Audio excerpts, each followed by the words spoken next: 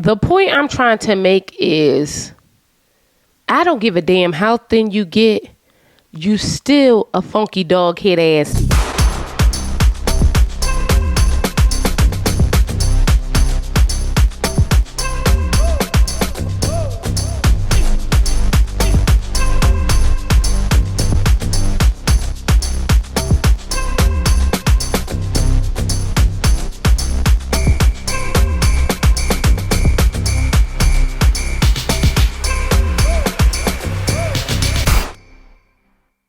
Hello everyone, welcome back to our channel. This is your girl Zar Eleanor, and I am joined by my beautiful husband Zar Conner, and today we are talking about the Conner's Couch is talking about Love is Blind reunion. Okay, there are only two couples left at this point. These two couples are Garrett and Taylor, and Tyler and Ashley.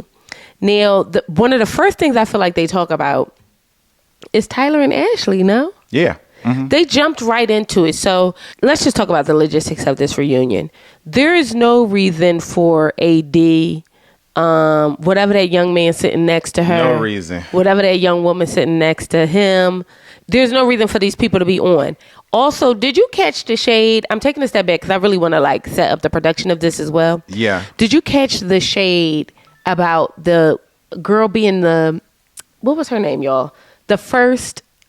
She was the favorite wife from season 1. The one that you didn't know? Jessica and Ben with her husband who was not on Love is Jessica Blind. And Ben. But then they played a montage of her wedding. Y'all, I was so exhausted by this. I'm sitting here like, what? Am I missing something? Jessica and Ben didn't meet on the show. Why? Number one, let's start with why is she here? Why? And then number 2, why is Ben here? And then number 3, why are we honoring them as a couple together? Explain. Now you taking credit for couples that didn't meet on the show? Y'all asking, how did y'all meet? So I also why would we care? We don't. I think one of the bigger things that we also need to notice is that, is it not fascinating that season 1 has Cameron and Lauren? Oh my God. They have Lauren and Cam. Okay, as well as Matt Barnett and his wife, who actually got married, who are no longer affiliated with Love is Blind. They don't want to be affiliated with them at all. Once they were done being contractually obligated to be around them, they kind of because they're living real life. And I don't know who that couple is, just like I don't know who Jessica and Ben are, but I respect that couple a lot more. Barnett. Never. Sorry to that man. It was season 1 though, so we are on season. I'm sorry to that man, but I will say that I respect them for just moving on with their life. And real couples are just doing their thing. You know what I mean? I don't know why we needed to do a whole thing and bring them back. There was no reason to bring them back. Not for them and either. The reason why I was corny, I just showed Joe a picture of Lauren and Cameron, guys. The reason why I was corny to me is because, one, to call her the favorite from season 1 is completely wrong. There were at least 6 people ahead of her for favorite. Then to make it a big deal about her having a baby, as well as the other couple with Galileo, their baby Galileo. That dumbass name. Why would you name your baby Galileo? I kind of like that name Galileo, y'all. No, you don't. It's terrible. I don't know what about it I kind of love. Bliss and whatever his name is. I just found that to be such a waste of time. In the same way that I am wasting time right now talking about this, I think that they were wasting time having these people on. 1,000%. I don't. We can move on. Someone said they were a waste of time. Someone tweeted, and I'm gonna start really screenshotting y'all tweets so I can give y'all the credit that y'all deserve in this video. Someone tweeted, "Nobody does anything worse than Nick Lachey and his wife hosting a reunion. They are quite literally the worst at that job." They might be. How were you thinking? I was pausing to think, let me see if I can throw somebody else in there, but they might be. No, I think they really... Juliana, she was the worst. Love Island. Is her name Juliana? No. What's her name? Oh my God. Ariana. Doesn't matter. Whatever. She is the worst. Juliana. She is by far the worst. So I'm not gonna do Nick Lachey and his wife because they don't have the number 1 spot. For me, I don't think that they have the number one spot, but I want to also call this out, right?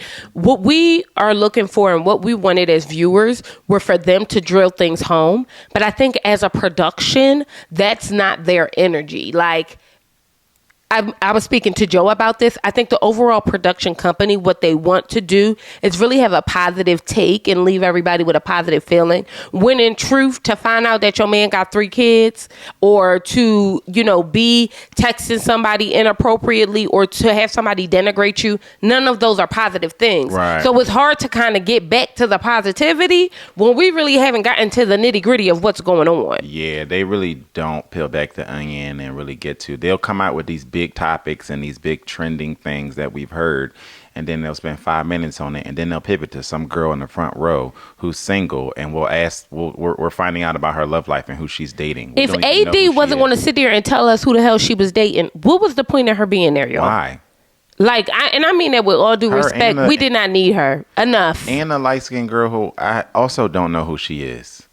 We don't need updates on these people who are not, married or in a relationship with anybody on the show from the current season. Everybody sitting up there single. First of all, this is called Love is Blind. So y'all trying to, if y'all were going to have people come back, it's not just the married couples, but y'all not having the married couples come back because they not banging with y'all. I don't need to hear nobody's single, because every single cast member who returns is thriving and is living their best life. They don't use all the cliche terms. Oh God, they might as well just throw them all in a bucket and pick it out and then say it on camera. We don't need to hear these. We don't need to hear these anymore. Let's move on. Let's move on. So they speak about Ashley and Tyler.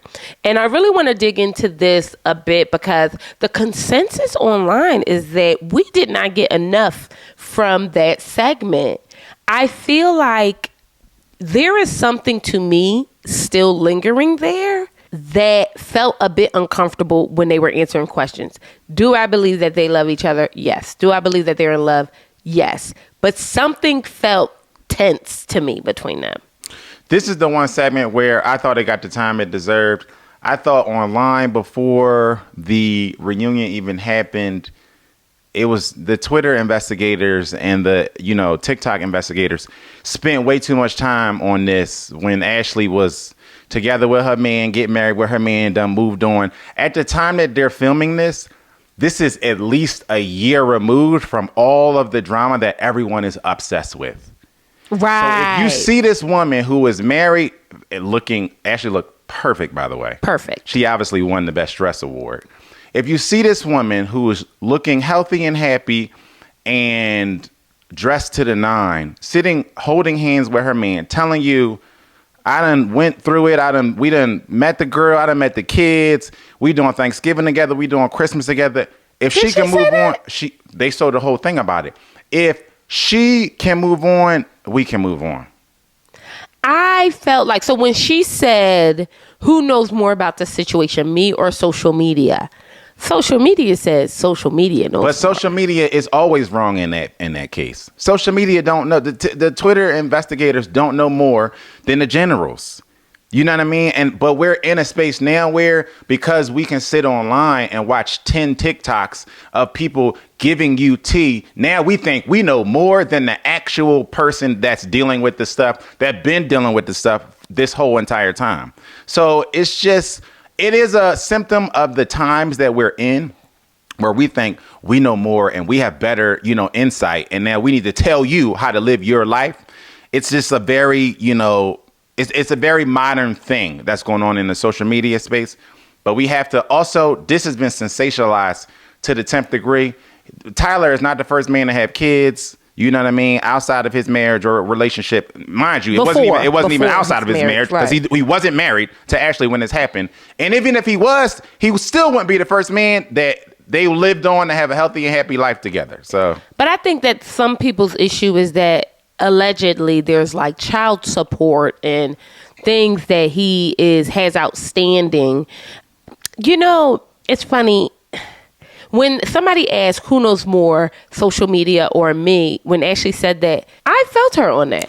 You had to, because we sit up here every week and tell people, you can't tell me nothing about my spouse. And I mean that with all due respect. We sit up here every week. I mean, nobody. There's not a person around that could tell me anything. Not one. And you can investigate social media all you want to. And y'all, not one. And so that's why what Ashley said resonated to me, because we say it every week. Y'all don't know more than we know. You just don't. About what we got going on.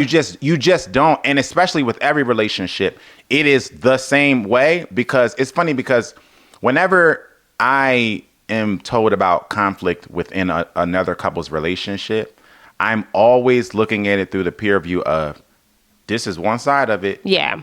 Like it's glasses, but I only got a pinhole. 1,000%. Because my point of view is always, we will never know the full 100%. And that be pissing me off. And because it's true. We can sit up there and your girlfriend can say, oh, he did this and he did that and he did that. Like, you don't know what happened. And then I talk to him, I get a completely different story, or vice versa. You just don't know. And then somewhere in those two stories is the truth, right? Because most of the time you're hearing most of somebody's feelings. And we know that feelings aren't facts. Right. So when you're dealing with a married couple, there's a whole lot of nuance in there that's boiling around. And then whenever you hear the story, you hear the story from one person. Unless you're the counselor, you almost never get it at the same time. You know what I mean? True. So I'm just not too much on any couple, because we will never know. Unless you're sitting in front of the couple and they're spilling it to you, you'll never know the full scope of what actually happened. And they'll always know more than you. Always. And I think that's something that people do need to put out there. I do think that there's knowledge that can be, I think if you allow anybody to tell their story uninterrupted, they'll tell their story. Right. And but that doesn't mean that's the truth. But especially when they 2 and 3 degrees separated. People are like, well, I'm best friends with the ex-girlfriend's baby mom's cousin, and we go to the same nail salon. She told me. Right. This is what half the TikToks are. Y'all, slow up, okay? Slow up. However, I can say all of that and also say, I don't know, because I don't have all the information. It couldn't be me. I can say all that and also say I would have to be so deeply in love to overlook the conversations and the certain, you know what I mean? Because even they went back to the clip where she asked, have you seen these children? And he said he lied about it, or he went to go and lie about it. But he's on camera and he didn't want to get too far deep into it. And she doubled down on the question. And she said, y'all can't think that I'm like stupid. Like, I know I'm out here, I'm living a life too. But I don't think that she's a pick-me. I think she's getting a lot of flack online. I don't think she's a pick-me. And I think it's okay to be in love. But not only that, we talk about this a lot too. Online don't have the stomach for relationship. And I mean basic relationship. Not even getting cheated on relationship or getting bashed upside your head relationship. Y'all don't have the stomach. The majority of online, the Twitter experts and the TikTok experts and people who like to tussle in the comments, the majority of these people, especially the single ones, don't have the stomach. Everything is I would never do that. Everything is that. Oh, everybody is I would never do. Damn. Everybody is I would never do. Y'all the most not doing this mother jumpers on the planet. And that's just factual. That's not opinion. But I would never. I don't know that that's something you wouldn't be dealing with that though. I don't know what we're saying we wouldn't be dealing with about, because I don't know the full scope of the story like truth. None of us do. This is about a couple.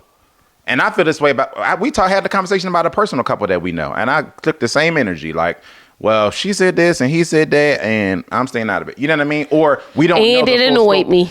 Because that's just what it is. Like, you don't know. People have such strong opinions about things that they don't wholeheartedly know. And that's weird. And that's coming from a person who has strong opinions about almost everything. You know what I mean? Yes. So it's like, we have to slow up. I have a different appreciation to it when it comes to marriage, because I am a married man. And I know when I hear so-and-so talking about what so-and-so happened, I know whether it's, well, that's not totally what happened. You know what I mean? Right. Or that, you know what I mean? So I'm just on the sense of like, this is not the biggest, this probably won't be the biggest thing they'll go through as a married couple. You know what I mean? I think it's on TV. It's sensationalized. And they already did it. This is a big thing, and they already did it. Y'all, like over a year ago. Yeah, so it is fascinating. The problem is, though, y'all, I can say all those things and also believe I don't need to see Ashley in the Metro PCS commercial. I don't know I don't what need it to see is. none of these mugs in a Metro. I think Taylor and Garrett can get a Metro PCS commercial. I don't. I want to reward people for going through the. And let me say this. Not that I don't think Ashley and Tyler should be rewarded. They are, the love that they found should be enough. But however, it's so all over the place. Everybody is not going to accept it until they feel like they have some sense of truth. And then that's going to be harder for her to be an influencer, because people want to know you and people want to know you inside and out. And if there's pieces of yourself that you're keeping from your group, people are like annoyed by that. And they'll get over it. We didn't know what happened on the elevator, and Beyonce and Jay-Z just kept moving on with life. But I think that's so that's a good point, right? But there's a very different. We can't even liken them, because we're talking about reality TV. You're actually on here to share your life. These are people who never signed. They signed up to be performers and entertainers. Sharing their actual lives is something that they can choose to keep to themselves. Actors and artists since the dawn of time have been doing that. Well, look at Denzel. We really don't know nothing about Denzel. But they sell their life whenever they want to, and so the point is that some parts you are entitled to what you want to expose and what you don't want to expose, whether or not you sign up to TV or not. But I think that's the entitlement, right? Like, I feel what you're saying. Because also, but when these you kids didn't sign up for reality, oh no, the children did. That's what I'm saying, and that's what they said, and I'm with them on that too. Like, people posting their birth certificates and stuff like that. That's weird. Also, they're together. So all of this is obsessing over someone who told you, I'm happy and I'm moving on. Yeah. If you were to do that and you knew the person, you would be categorized as a bad friend. You can't be my friend and I tell you, you know what? We went through something. We're happy and we're moving on. You like, really? But I heard Zar said this. And I heard she did this. And I told you, I'm moving on. And then a year later, I told you, we've moved on. We're happy together. And you're still like, I don't know, because I read on TikTok that Zar did this. That's just a bad friend. You know what I mean? Yeah. And these people can obsess and obsess and obsess. And eventually, the way that social media, at the speed at which social media moves, they'll forget about it. And it'll be another hot topic another day. And they can move on and shoot their Metro PCSA or do whatever they want to do. So Ramses and Marissa speaks. They bring Marissa's mother on. And so let me say this. This was a redeeming moment to me for Marissa's mother, because I felt like she wasn't as obnoxious. Yes. Thank you, because I did not want to say the A word. She was very obnoxious when we initially met her. And I think this time around, she was a little bit more like she wanted to peep the scene.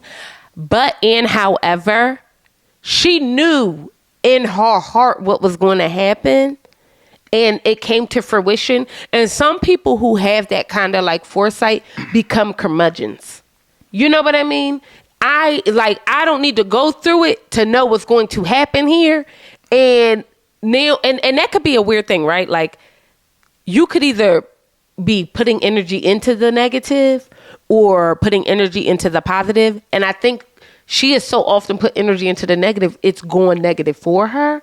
So then she feels like I'm affirmed in my thought.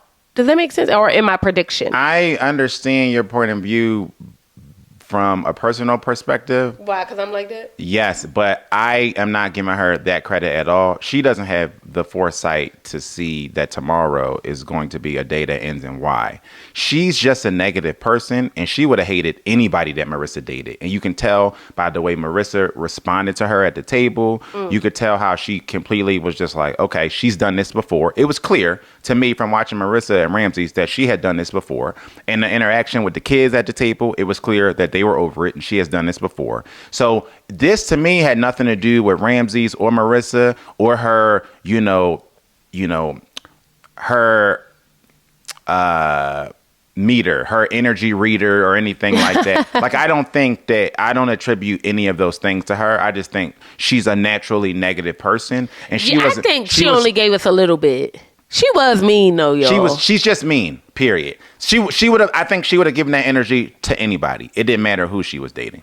Well, she did say something that I thought was, she said, I appreciate him because they didn't get married. I'm glad that he made that decision for them not to get married, because she would be carrying the relationship. And when she said that, I completely agreed. Like, as much as I thought that she was always constantly affirming Ramses. Yeah. And that gets exhausting because you do start to feel like I am pulling the emotional load, and you get to have all of these feelings. I almost don't even get to have doubts or feelings because I got to make sure you good. Yeah, she was always kind of, coaching him up to get back in the race. Right. And you can't run together when you're doing that. And I think that that was something that we could all see. But again, I can't give too much credit to the mama because she was going to hate this man regardless. So. Yeah, but I'm with her. Like, I am always looking for people to prove me wrong. I don't down people that bad though.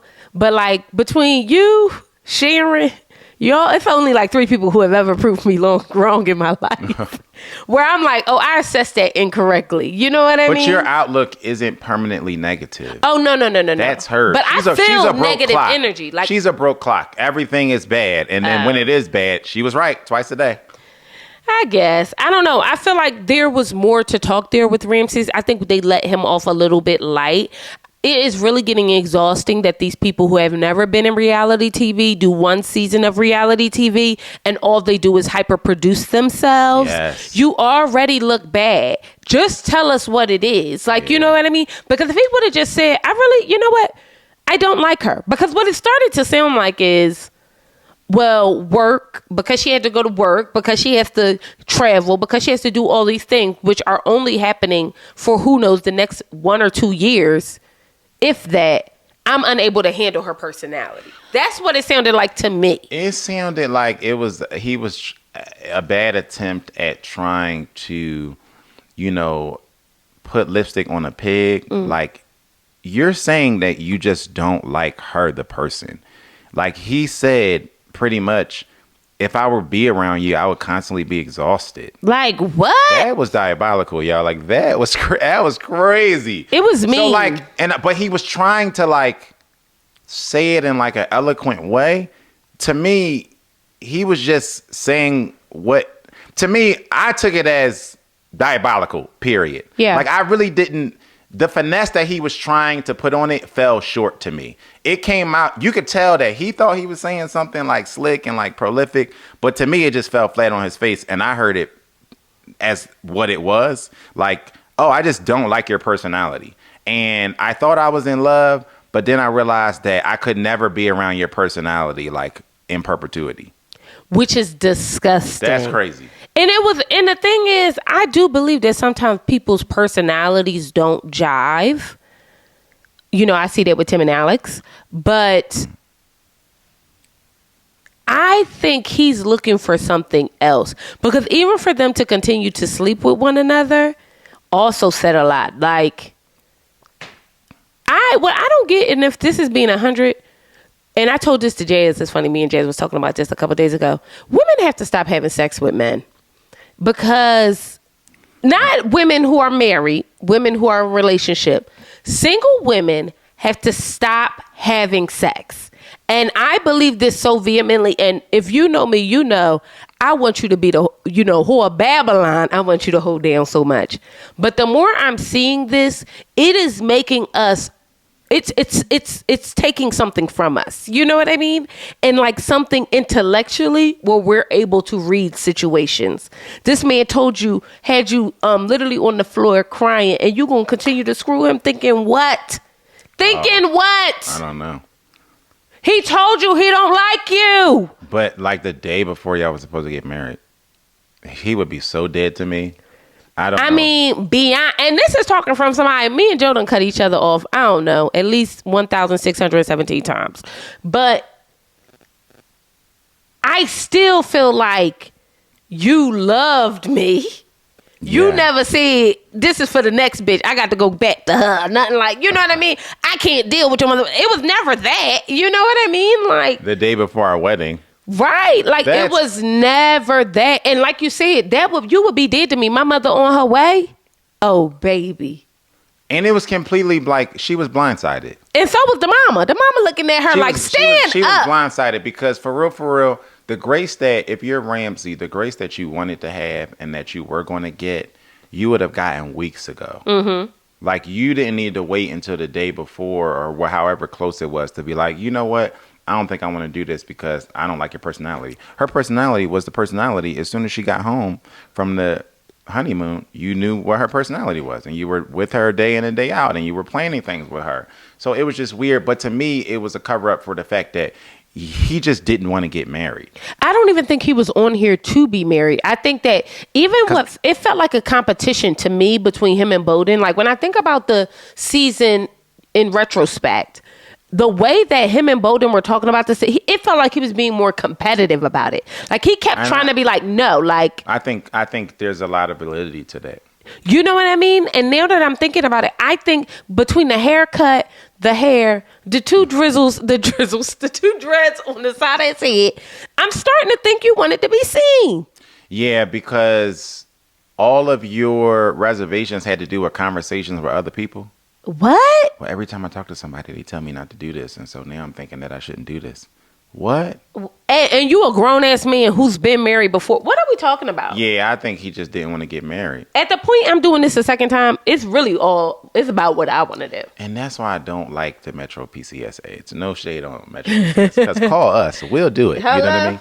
But I don't like it because, to me, it gives people a North Star. You know, it gives the wannabe social media.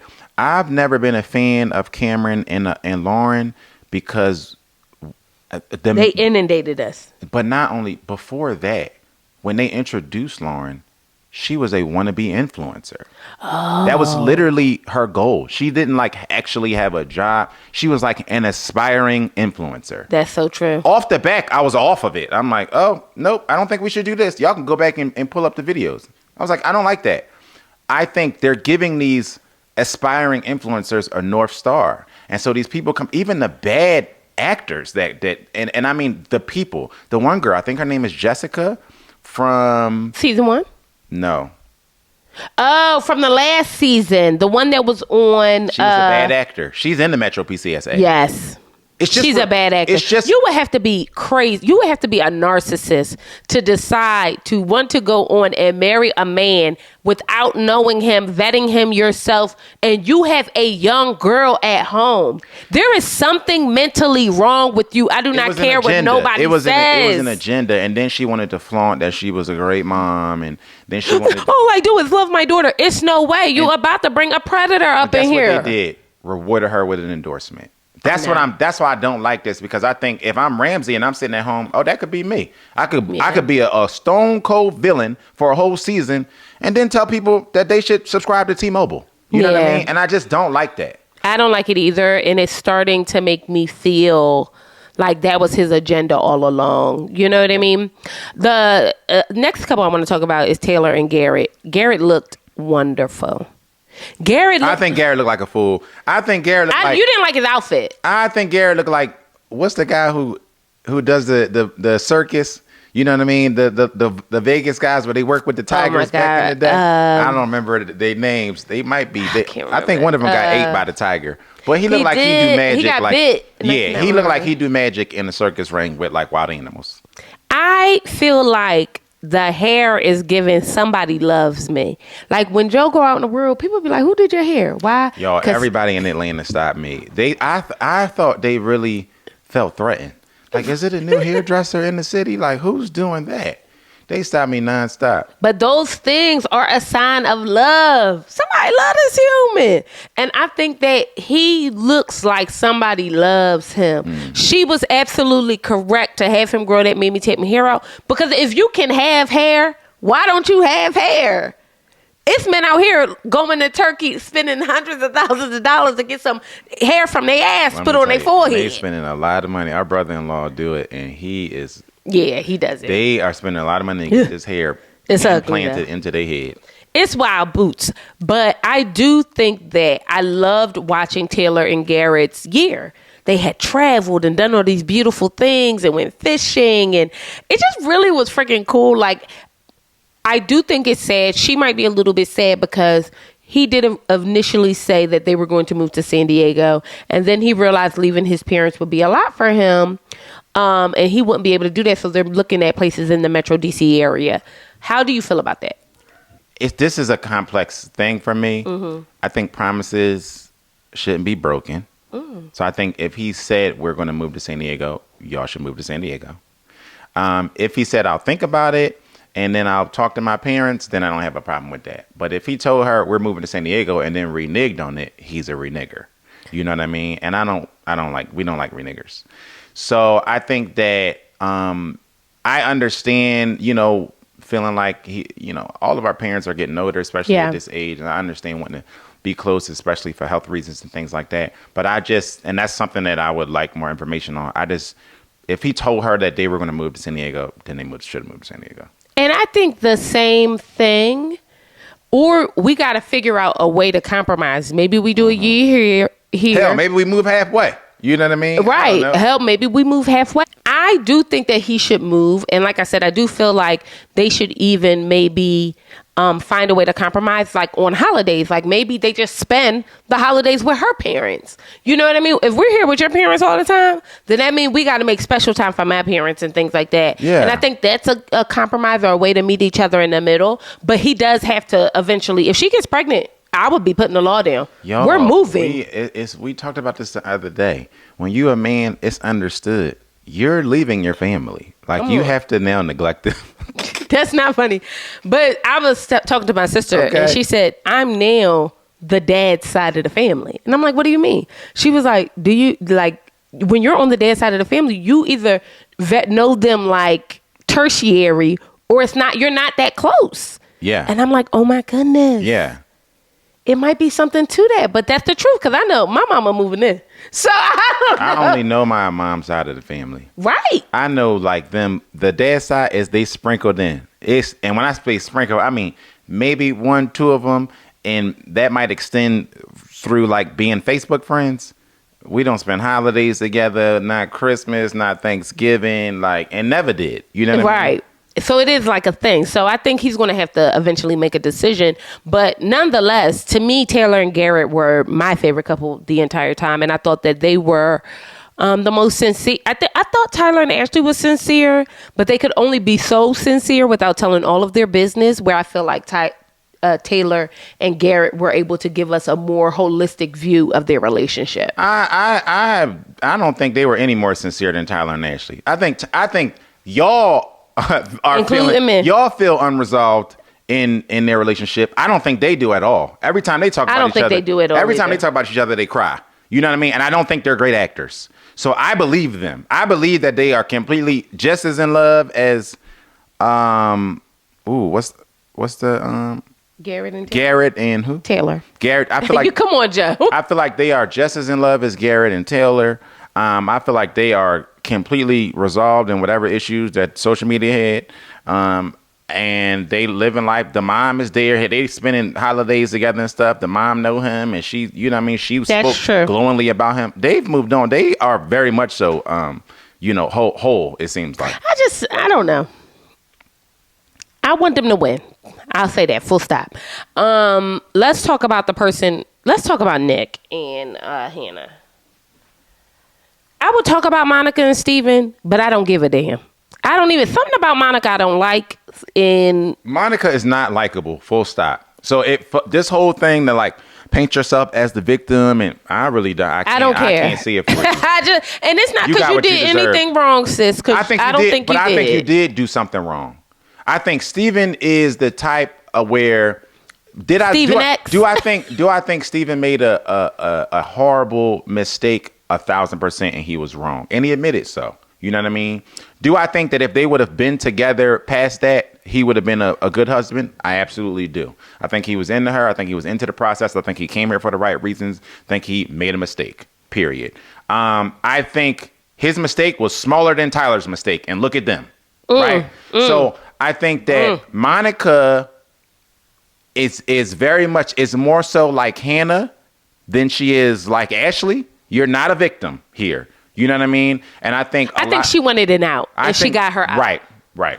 You didn't want to be with him. Right. We know you didn't want to be with him. Because if it was somebody that you actually wanted to be with, you would be like Ashley, having conversations all over the place. You would have moved past and that whole having thing. people jumping out of planes. You would have looked at the text message. Let me see this. Let me see that. This is what we're going to do. And then we're going to get married. So save me with the... And in his defense, because I keep all my receipts, I don't delete text message threads either. Right. So when he said that, I actually was like, that actually makes sense, because if you go through my shit, you're going to see everything. You know what I mean? He told the story, and he told the whole story. And unbeknownst to us, he was at a sleep study. Okay? How about that? Because even that was weird at the time, but then they got pictures of it. So, So let's talk about Nick and Hannah.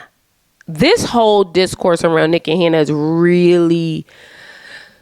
It's unfortunate. And what is very clear is that people are hyper aware of the cameras, and not only the cameras, but how they are perceived on social media. Mm-hmm. Hannah might as well be Osama bin Laden to me. 1,000%. And you can't convince me that she's not. She's a terrorist. You can try, I promise and you. To me, and I know some of y'all will try in the comments. And I'm telling you, you won't convince me. There is no reason in hell this is a Nick issue. It's not. And even when Nick had the opportunity to speak, he led with, it's really not okay, the kind of hate that Hannah is getting online. So he's still treating you well. He's still treating you well. All of this bloviating about what his private thoughts was in his diary and what he said to his best friend in closed doors, all of that matters not. He treated this woman well the whole entire time. And then got on the reunion and still treated you well. And the truth of the matter is, the only one with the correct take was Garrett. It couldn't be me. Yeah. Garrett said straight up, it couldn't have been me. And I thought that was the most clear take. This young woman had no intention of taking responsibility for her actions and how she treated that young man. Not even close. And everybody on stage trying to affirm her piss poor behavior, Marissa and Monica and all that, you get thrown right in the boat with her. It says a lot about how after the fact you guys are understand how people perceive you and how you're more upset about that than her actual actions. Because somebody says something, and again, next time we do this show, I'm going to have all y'all ats, so forgive me. Someone said something, I thought this resonated really deep, where they said she had no intention of apologizing. And the way that she even decided to take something that was private to him, his diaries and his conversations with the men, and bring that out, said a lot more about her. That was her making sure and affirming that she had no intention of apologizing. She wanted to make him the issue. Yeah, she did. And that's what Karens do. Yeah. And while y'all out here caping, for that behavior, to me, I find it disgusting. we can say that, okay, maybe he probably shouldn't have been on this show.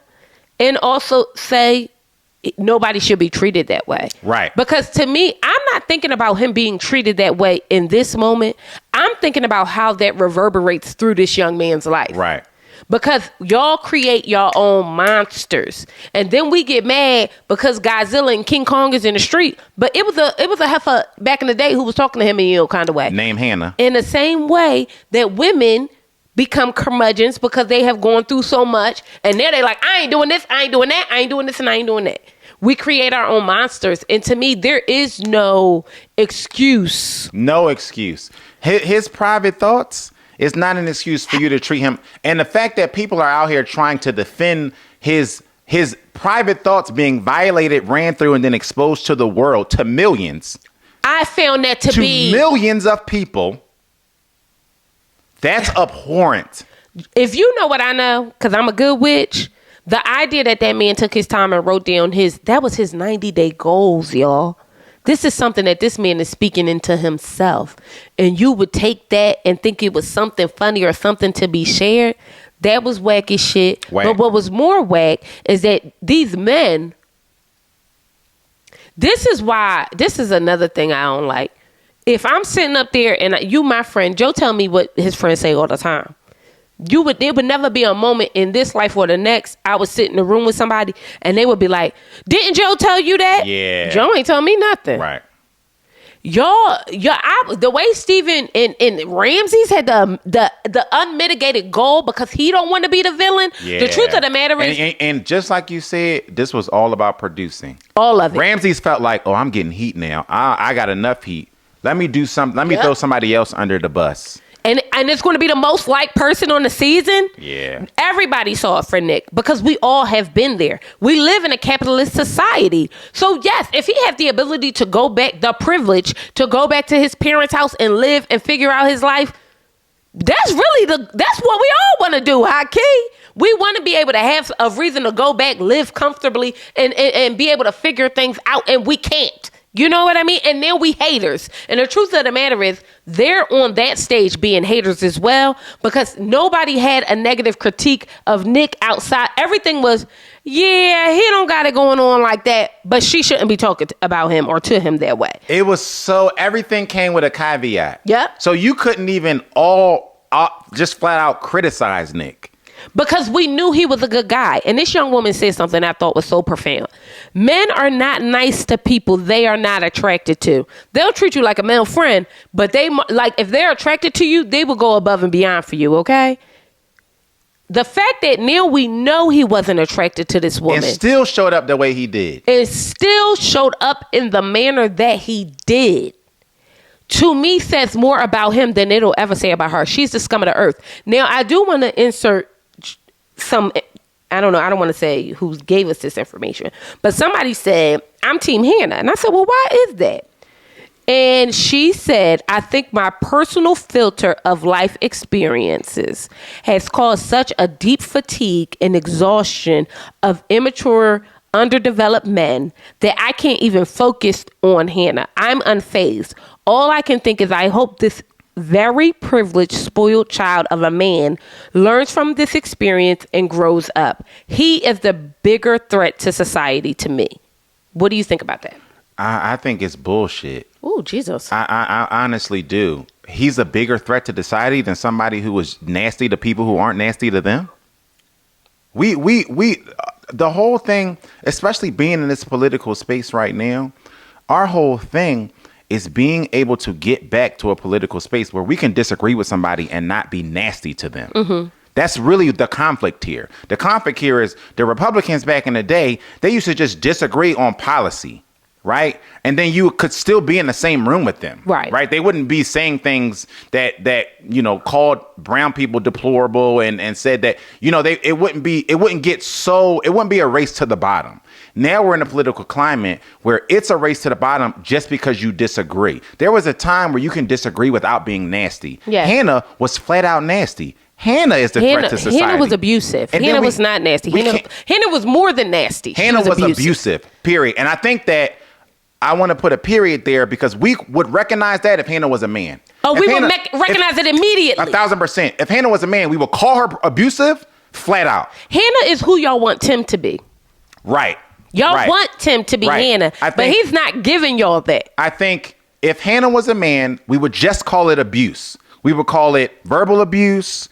We would call him out on his BS. We would say that that's not how it would be hashtag protect women. It would be this whole thing. And now because the tables are turned, she's not only a woman, but she's a white woman. Now this whole thing is, well, he's immature and he didn't deserve to be treated like a degenerate because he lives with his parents. At all. He didn't deserve that. This man was still nice to her. He showed up. Especially, the truth of the matter is we should be giving him more credit because he was nice to her and showed up the way he did. And now we know that he wasn't attracted to her. Right. And who cares if he called her a grenade? He said that in privacy. Yeah. He was nice enough not to say it to her face or on camera. Better yet, he was nice enough not to say it on camera. Did he say it to these men? Yes. But he was nice enough to know, I'm not going to talk about this young woman like that. I can still have my feelings about the situation. So now he's not allowed to say his true feelings to his friends? It's called Love is Blind. He was never supposed to like her. The whole premise of the show is taking a leap of faith and then matching with a person and seeing the process through, whether you like them or not. How y'all get off on trying to make Nick the problem because he wasn't actually attracted to her is asinine to me. It's the show's called Love is Blind. And you know what I wish for Nick? Metro PCS commercials. 1,000 of them. 1,000. All of them. 1,000. Metro, AT&T, T-Mobile. Competing. I want competing endorsements. Like, I want him to have Pepsi and Coke. Yes, exactly. Are you serious? The point I'm trying to make is, I don't give a damn how thin you get. You still a funky dog head ass bitch. And the truth of the matter is, if Nick had sat up there and called you a funky dog head ass bitch to your face, he would have only been, to me, it would have been warranted. And he would have been giving you the energy that you gave him. Exactly. So that's the real menace to society to me. People who are nasty in return to people who are not nasty to them, who are kind to them. And we do the whole, treat others how you want to be treated thing. But the bar should be, treat others nice who are treating you nice. That should be period. At the. And it really doesn't matter what he came in here with. Period. It mattered not, because we can't get to a place where we are not respecting people based off of what they've accomplished in life. You're excusing Hannah's behavior because you thought that he was not as far in life as you are. That's how we're justifying her behavior. Oh, wow. That's crazy. That's why I said I thought it was bullshit. I didn't like that, because now we're predicating how we treat somebody based off of what their accomplishments are. That's nasty work, period. That is nasty work. And also, we're talking about a man who has a career. Right. Okay, no, he didn't know how to do certain things or whatever the case may be, but he is somebody who could take care of himself, so much so that he does own his own home now. You know what I mean? He's doing all these things on his own and stuff like that, selling homes and everything in the greater DMV area. He has gotten to a place where he is self-sustaining. So it wasn't that he couldn't do it. He just was a single man. At the very basis of my issue with commentary like that is just the simple fact that we cannot start justifying mistreatment of people by their resume. Period. It doesn't matter who you dated, how they wasn't as successful as you. And if this man, and I think that's why a lot of y'all will be single for longer than you intended to be, because you treat people who are good to you you treat people who are good to you bad because they don't have what you have. And I think that's a story for another day that a lot of y'all are not ready to talk about. But the way that I see people justifying Hannah's piss poor behavior and Alex's piss poor behavior has everything to do, especially Hannah, with, whether or not, she said that, her content was right. She ain't say nothing wrong. We have to stop doing this thing. We have to stop doing that. Justify being nasty to somebody and call it, I was just being direct. I was telling the truth. You're nasty. And the truth does not have to be cruel.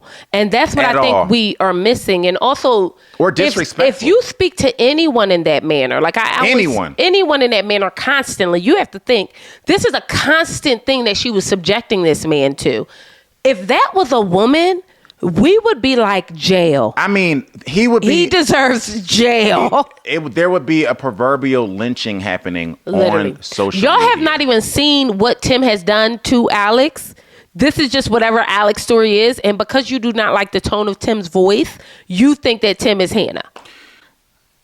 You want him to be. You want him to be so bad. You want him to be so you can affirm Alex's piss poor behavior and Anna's piss poor behavior. We're in such a weird space right now where we think that it's okay to treat people any type of way because of whatever degrees you have in your closet, or that's piss poor behavior, y'all. We cannot do that. This lady said something, and I'm gonna play it for y'all because I want people to see what I'm talking about when I say that I see this nasty work happening in the social media space more and more often. I'm gonna play you what she said. You've created a generation of narcissistic women, And what's happened is the rise of social media and the rise of online dating and the rise of feminism has taught women that they are not to blame for any poor choices.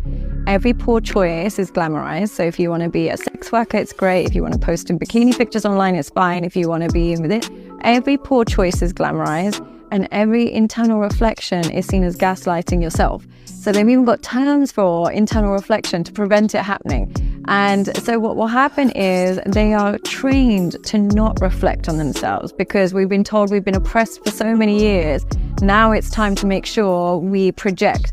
And so we don't take any accountability. And as a result, when we get into relationships, if we don't feel completely soothed all the time, he must be a narcissist. He must be a manipulator. He must be gaslighting. He, rather than I. And unfortunately, we've got an online market that caters to that wounded woman, that caters to that entitled woman, and caters to that narcissistic woman. And it's so wild to me that so many women talk about narcissism, but the society today is just catering to narcissistic women. And especially with the stuff that's going on with Hannah, where the women on stage were caping for Hannah, even though the whole first part of that conversation was everybody acknowledging that Hannah displayed piss poor behavior. She clocked it so well because I see it as a trend on various shows. I saw it with Serena on Love Island. Oh God. I see it with Hannah. I see it so many times where people will just brush over this piss poor behavior and then affirm it like, oh, and now with Hannah and Nick, it's affirmed because he doesn't have what she has. Or it's just like, it's so wild to me and it's sad. It's a sad era that we're in right now. So I would like to quote a poem by the great philosopher Zar Conner. I don't give a damn if it was an ace of spade, a lampshade, or a grenade. Fuck that bitch for life. Okay? Period. Now, that last part was improvised, but that's what I mean. Period. We do not give a damn, okay? And I'm standing 10 toes on that only because I know if the situation was reversed, I would actually be on the phone with the police. Yeah. I'm going to be on the phone with the police. Talking about calling the cops. Let me stop now. Terrible segue. Let's get into Tim and Alex. And this is all we're going to talk about because I'm not talking about Leo and that white woman because I really don't care. Yeah, I mean, I don't care either. They were the weakest link, and they should have been the weakest link. And I know y'all wanted to see It's nothing to talk them about. fall apart, but it was absolutely nothing to talk about. I give the production so much credit and respect for just X-naying them out the show. Because they knew something we didn't know. Because they weren't here. Neither one of them was here for the right reasons. All he wanted to talk about is how much money he had and how much people wanted to talk about how much money he had. And she came on here with her hard breasts and wanted to end up like Jessica. Why they was so hard? Like bricks. It was You think they feel soft, though? I think they feel like this marble table that we're looking at. Oh, my God. I think that she wanted to come over here with plans to end up like Jessica. I think she thought I'm going to do the same because Jessica was the same way. She was real cute, but a terrible person. You know what I mean? Mm-hmm. And then she ended up with a Metro PCS ad. And so I think that she thought, I'm going to do the same thing. I'm going to get on here. All I need to do is be cute and make it to the end. Yep. And then I'll, too, have a Metro PCS ad. And don't give her nothing. Not a damn thing. You in a relationship, but you talking to this guy for an hour a day. Do y'all know? Let me tell y'all something. My husband do not play that mess. At all. An hour? What you talking to a man for an hour a day for? That you ain't doing like a project with. Like, and why you? I remember telling Joe about the people I work with, and I could feel him getting like, all right, like slow up a little. Yeah. Like, all right, I get it. You love him. You love Case of Mine or whatever the case may be. But slow the fuck down. But in real life, y'all, I really want to dig into Tim and Alex because I think although I think that woman took it a little too far. Who? The woman whose clip you played. She didn't. She nailed it on the head. But let me get when we talk about, because this woman literally was able to verbalize things that I've been feeling and trying to get. I couldn't really like put it into a sentence. And I thought that she did such a good job of doing it eloquently and respectfully with this younger social media generation. Because I remember we had a conversation about that. And I said specifically on the internet, we'll see somebody have abhorrent behavior on TV, and then like half the internet is like caping for this person whose behavior is horrible. You know what I mean? Specifically a woman, because we don't treat men on the internet the same way. Horrible men are called horrible on the internet. That's a fact. Horrible women are not always called horrible on the internet. That's true. And so I think that it was so on point for her to say, because she wasn't bashing, she wasn't like brash about it. She was just like laying out the dichotomy of what has been happening increasingly, especially when we think about reality TV. But I think with power comes great responsibility. I think in the same way, men have been the narcissists of several generations, right?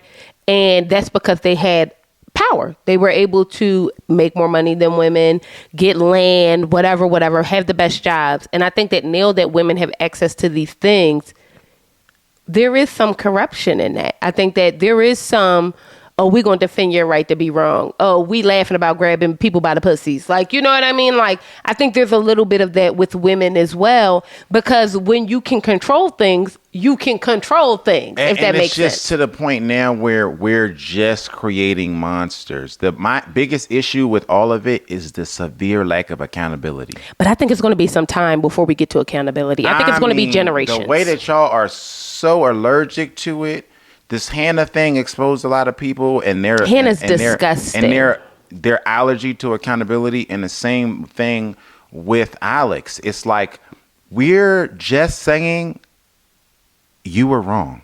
I'm adding Hannah to, she don't know me and she don't need to know me, but I'm adding her to my list of enemies. I find this woman to be deplorable, and I probably would like her if I met. No, because when Marissa said she been mean to me too.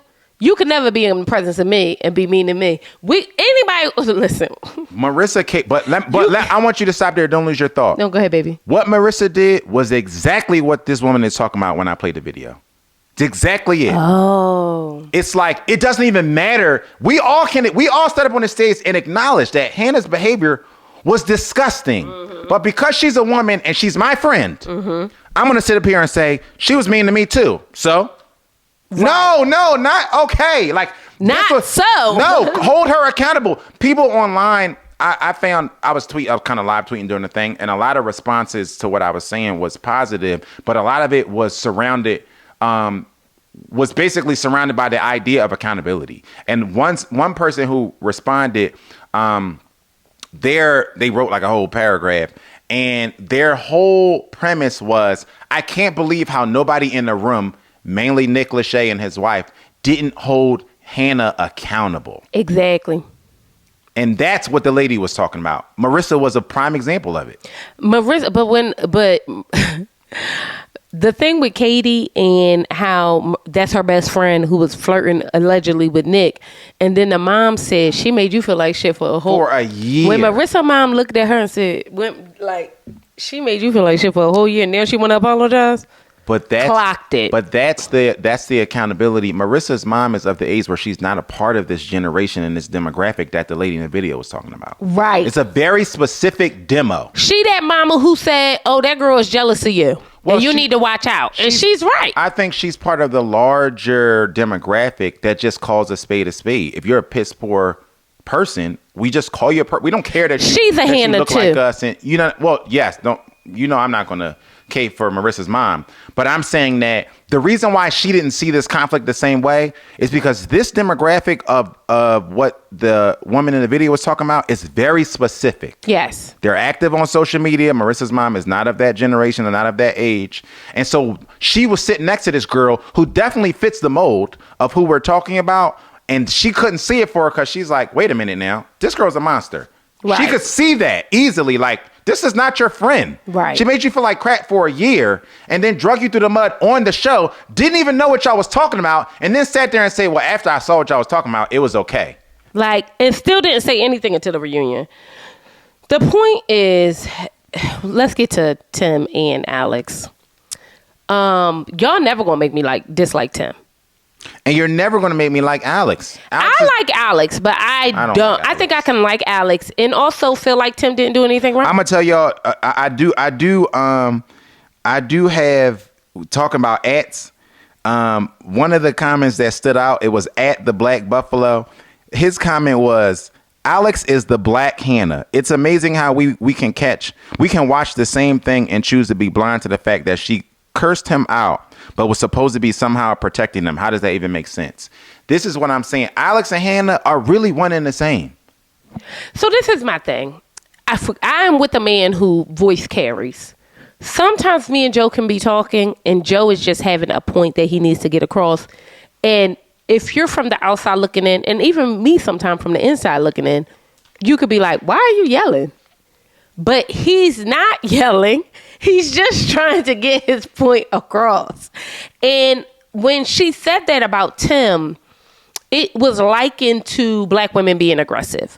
And I don't like that. You know what I mean? Like, I think the problem is that we're going to get less and less of beautiful, established Black men on reality platforms because they are very aware of them being emotional or even having any kind of like response, how that's going to be taken and ingested by the larger audience. And immediately villainized.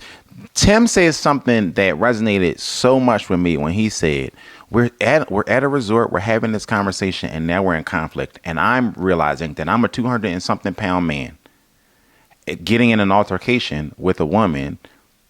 This is not something I want to immediately eject myself from the situation. Remember when we were talking about this a while ago, and you said there's a problem with Black men ejecting themselves from a situation. Yes. And I said my exact response was, it's fight or flight. This is exactly what I was talking about when he said, I'm the big Black man in the picture, and I'm always going to end up being the problem. No man, she putting her hands on him. She's yelling at him. She doing the pointing thing in the head thing. It doesn't matter. Aesthetically, just in America, especially as the bigger you get as a Black man, you are immediately the threat. And so this is something that you walk around with daily. It's like a halo over your head.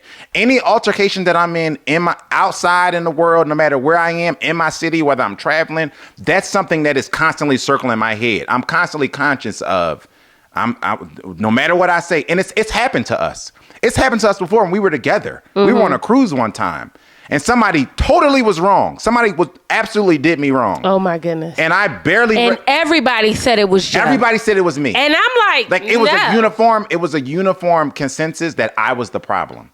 And this is exactly what Tim was talking about. And this is why my response to when we talked about like Black men exiting, pressing the eject button in the face of conflict. This is what I meant when I said fight or flight. It's that for me, Joe. And we also cannot live in a world where one of the bigger issues with Black men is their inability to express themselves. Right. And it's primarily because of that. And now we have these men who are imploding inside or outwardly just snapping on people or whatever the case may be. And I think it's because of situations like this. And Tim is not that guy. I don't believe he's that guy Tim either. sat in front of her and told her exactly how he felt in an inside tone. I also said, which I didn't like that Nick Lachey's wife did, also said, I don't ever want to see you again. Nick Lachey's wife sat up there and said, well, y'all should have a conversation about this. If the roles were reversed, would we do that? First of all, we're at the reunion. Y'all have no intention of resolving anything, which I thought was whack. Right. Because that's evident by you saying y'all should have this another time. Do this somewhere else. Are we not filming a reunion here? But also, and he said, no, I don't ever have to talk to her again. And I thought, I love people who are 10 toes down on things. Period. Because I'm the same way. Like, if I already told y'all I don't want to talk to her, I'm doing this for y'all. You know what I mean? And I also think first of all, they are obviously incompatible. That baby was obviously going through a lot. That's why I give Alex a lot of grace, because her father, what did she say, had been in a rehab center for a week by the time that she had gone into them being sequestered. But this matters not to me, because what matters to me is that when you are in relationship, especially a serious thing like this, you're a fiance or you are a wife or husband or whatever, your responsibility is to communicate your feelings first. I agree. To your spouse. So what she was doing to me was trying to do the same thing Hannah did, flip the script and gaslight Alex into being the problem. Now gaslight Tim into being the problem. Gaslight Tim into being the problem. Now, a year later, You want to be so free. You want to speak so eloquently about the trauma that you were experiencing in the moment and what led to your actions. That's BS to me. That is BS. And not only that, I said this to Joe last night, that when you all produce in the manner that you are, we miss out on pivotal moments. Going through grief, Joe and I have experienced a full year. From start to finish, like January 1st. No, literally. To January 1st. Month to month, we have lost something.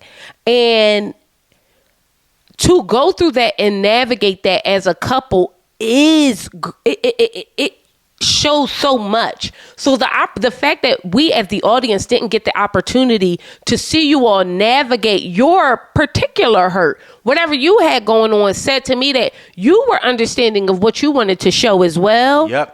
And for us to pretend like you were trying to keep keeping him safe, you was trying to keep yourself safe. Yeah. Because the truth of the matter is, he said you just left. So in his brain, he did something wrong. When I think about how I interpreted the situation, I thought he did something wrong. Right. From the outside looking in. So I can't imagine him being like, oh my God, like what did I do? Like we were just sitting out here hanging. You just get up and go? Oh, well, I just wanted to lay down. You laying down, it will never be the problem. The idea that you are of the belief that you are in a situation or relationship or whatever, and you are not to communicate with the person that you are with is wild. And he said that. Everything that he said was a communication thing. Period. That is your responsibility as a spouse. You cannot then blame the situation when you didn't communicate the situation to your spouse. You can't want grace for something that your spouse doesn't know to give you grace for. Right. And that's on you. And the truth is, y'all look like the enemy. Y'all look like the villain because you're not a paid producer for a reason. So where you think that you're curating yourself another way, it's going the exact opposite. Yes. So you should just show up as who you are. Yes. Nick. He's aloof. Yes. He don't do for himself whatever. And despite all that, he came out with the best PRs. Because he was so aloof, all he could be was himself. Yep. And y'all don't understand that we recognize real. So the moment you start doing all these things and contorting yourself, now we know, okay, you had an attitude. Everybody knew you had an attitude when you met his parents. We couldn't figure out why. Come to find out he had doubts. We don't get that conversation.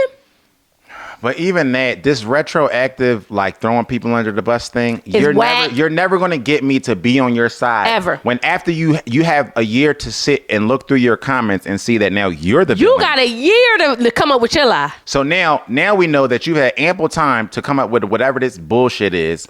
Then you get there and now you have all of this energy and what you exposed yourself in doing is being a hater. Because now you have all this energy for Tim. She says something to the effect of, that's right, I protected you and now you look great. Yes. Is that what this is about? Is that what this is about? So now you expose yourself for being jealous of him because he doesn't have as hard of a PR battle as you do in today's time. This is weird. The whole thing is weird. And, I tell y'all, it really pisses me off when y'all got me on here caping for a man. It really pisses me off. But the truth of the matter is, I do want to make safe spaces for black men. You know what I mean? That's why when my husband be yelling, hooting and hollering, I be like, yeah, whatever. I don't yell, hoot and holler no more. You don't. And I don't want to make it sound like that. But I think that on the other side, sometimes you speak to me freely in a way that for other people, when they eating it up, they're like, oh my God, he all like, and I'm like, he got to get that shit off his chest. Let him say what he need to say. That's what I'm saying. So I don't think that you are like that, Neil, at all. Like, I think we are going to lose out on good black men coming into these experiences. 1,000%. If their fear is being the villain and not being able to be their whole selves. Right. And especially when they're not doing anything different than what we will expect from their counterparts, from their female counterparts. Because if the shoe was on the other foot and these roles were reversed, y'all would say that Tim was wrong flat out. If this man came on here and said, you know what, I went to sleep, I was tired, y'all would tear his ass up in the without any context. any communication. Y'all would tear him up. And the idea that you want to give us context now, again, to your point, whack. We don't late. even need it. No, it's over. It's too late because Yeah. you had the opportunity to show up as yourself wholly and you chose not to. Well, you had the obligation to. Ooh. It was your responsibility to communicate to your partner in the moment, this is how I'm feeling, this is what's going on. Yeah. That you're not responsible on changing the tide. No. Or whether or not you're not at fault for things happening to you. Your dad ends up in the hospital, or you have to go rescue your mother or your little sibling or whatever. That should never be held to you, or you're in a bad mood because you just found out that your relative is sick, right? That should never be held to you, and you should never be judged by that. But when you come in with a bad attitude because of all of these things that are happening to you and then you don't communicate it, it's on you. That's period. So I don't have nothing else to say. I got my tomatoes roasting right now because I'm making tomato soup and some snickerdoodle cookies for my husband. I don't have nothing else to say. How about you, honey? Nah, we good. We did it. I hope you guys enjoyed Love is Blind this season. They're coming back next season in Minneapolis. Why did we need a random guy from Minneapolis? It was too silly for me. They wasted at least 30 minutes on people who were not in this season. And that's not up for debate. Bust down. Let us know how you guys felt about this situation, how you felt about Love is Blind. And we'll see you beautiful mother jumpers later. I'm your girl, Intisar Eleanor. This is Joseph Conner, my beautiful husband. And we are the Conner's Couch. See you guys later. Peace.